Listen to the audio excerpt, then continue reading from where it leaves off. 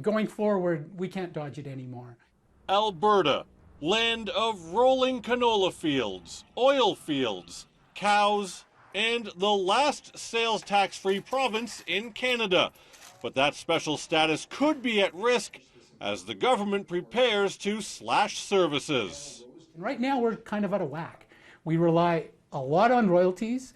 We don't rely on so-called consumption or sales taxes, unlike other provinces.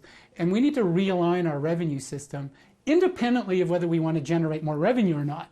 Unsurprisingly, a lot of Albertans aren't keen on the idea of paying more taxes, even if it might save services. I think that an extra tax usually isn't used properly.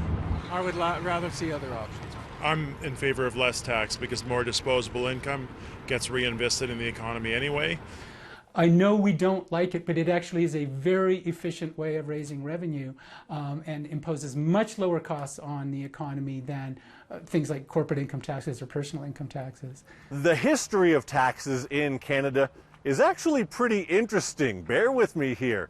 Now, the last province to introduce a sales tax was Manitoba in 1964. And believe it or not, Alberta was actually the first. It introduced a 2% sales tax in 1936. So I am well aware of that. In fact, I'm a tax professor, so I'm glad you didn't catch me on that. Wow. I thought I knew everything about Alberta history. Now I feel very embarrassed that I got to go back to school. Luckily, it's back to school week. Do you know how long it lasted? A month? Yeah, less than a year. It was ditched in 1937. That makes Alberta unique in Canada, but not North America. Just look at the U.S.